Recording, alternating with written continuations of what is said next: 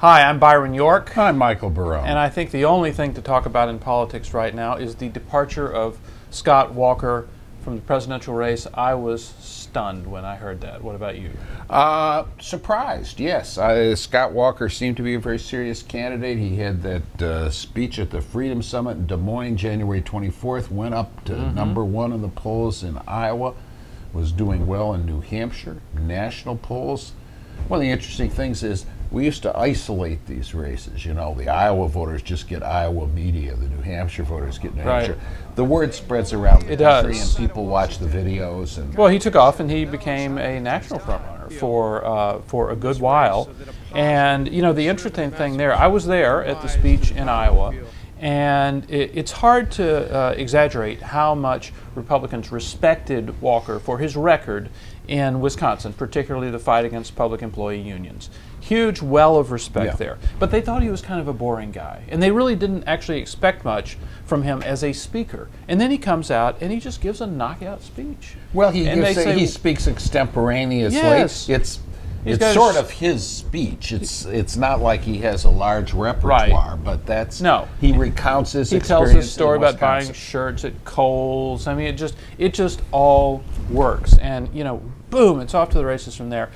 I think problems began to show fairly quickly after that because he was not prepared. I think we can say now he was not prepared for a national race.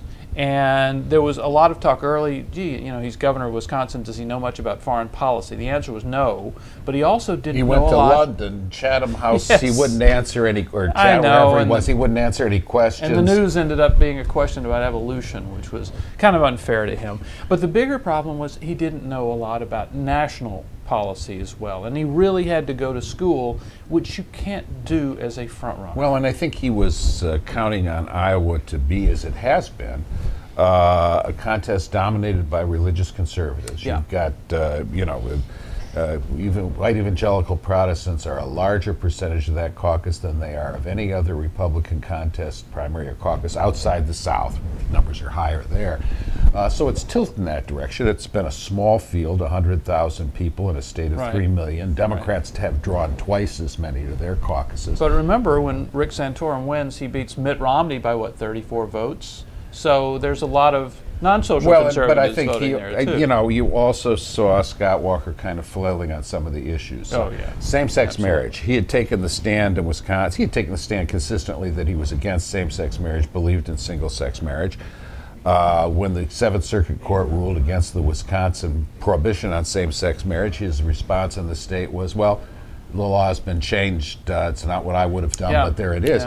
Then, after the Supreme Court decision comes down, he starts talking about how we've got to have a constitutional amendment banning same-sex marriage, or at least, prohibiting changes in the law. That's a non-starter, and it reeked of flailing. And he spoke the next day, after the Supreme Court decision, he spoke the next day in Denver at the Western Conservative Summit. I was out there, and he never mentioned it. I mean, he's just called the day before for a constitutional amendment on gay marriage, and he doesn't even mention it. So there were just a lot of things, and on foreign policy, you know, he had said that he thought Ronald Reagan's decision to fire the air traffic controllers was the most significant foreign policy. You can make an argument along those lines. That was a bumper shot, though. It was a roundabout argument.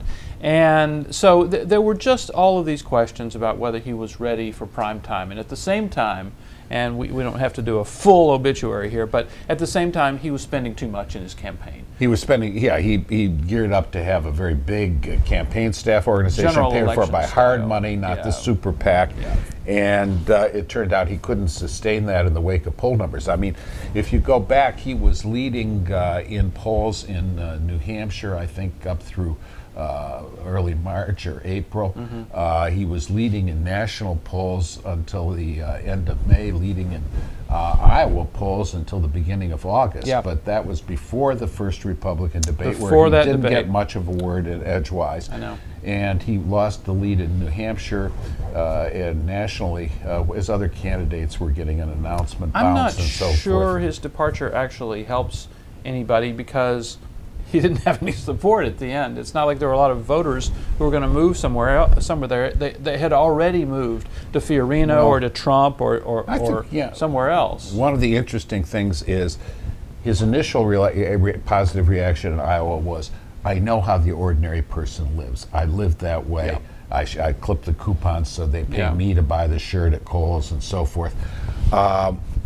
Who's in the lead now? A guy who brags about how many billions perhaps exaggerates how many billions of dollars he's worth, who's got a gaudy, vulgar lifestyle and revels in it. There's something different about this cycle. I have a hypothesis. There's something different about this cycle, that's true. One of the things that I think may be different, and we won't know till the actual voting happens, is I think we may be seeing an expansion of the Republican primary electorate, which has been pretty small as a percentage of the general electorate or the total population. 100,000 in Iowa, state of 3 million. Those people are not the class, we've gotten used to the categories of economic conservatives, religious conservatives, libertarian conservatives. These people have been looking for something else. They have found it, perhaps momentarily anyway, for Donald Trump. They may be finding it in Ben Carson or in Carly Fiorina. They don't respect people who've held public office that highly, which was a problem for Scott Walker. So he suddenly, if the electorate was expanding, it was expanding with people that he didn't relate well to. Not in his direction. And he was operating on the assumption that the next electorate's going to look like the last electorate. That's usually true.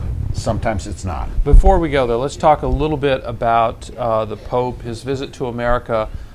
In political terms, I think really exposing a lot of differences between the Pope and conservative Republicans, Catholic and non-Catholic, in the United States. Well, he's been talking a lot about global warming and about the need for some pretty stringent limits on the economy and economic activity in order to prevent what he says is more or less inevitable thing. I think also, he poses a real, he's much less sympathetic to market economics than Pope Benedict and Pope John Paul II. The Catholic Church has never been a totally free market church. They believed in social adjustments and some redistribution. This Pope seems to believe in the economic policies that have taken Argentina from one of the lead country economies in the world 100 years ago to somebody whose presence in the G20 meetings is a joke. And George Will wrote a good column about that. I think he disappointed a lot of conservatives with his performance in Cuba, where he does not take the Castros to task in any public way that we know of for human rights violations. So it's just going to be interesting to see what the reaction is coming out, because clearly, he is a world leader. He does have this huge well of affection engaging personality and respect, but he has engaged in more partisan politics. The church wouldn't say it that way, but clearly partisan political issues than others have. Well, it's been amplified in the U.S. press. The mainstream media, with its liberal and mostly secular reporters, is always eager to seize on something in the Catholic Church that comports with their views. And, historically there have been some of those things, as E.J. Dionne reminds us. There's more in Pope Francis than there have been in his two more recent predecessors. And, they want the Catholic Church to stop being Catholic in many ways, or stop being believing in doctrines like the male priesthood and the opposition to abortion. And they say they would feel nicer about the church there. They don't say they'd fill the pews. Right. All right, so we will see, how this works. See the Pope's reaction, the reaction to him in Congress, the trip to Philadelphia and New York. A lot still coming up. But a very interesting political phenomenon. We're going to talk about it more, and we hope to see you the next time.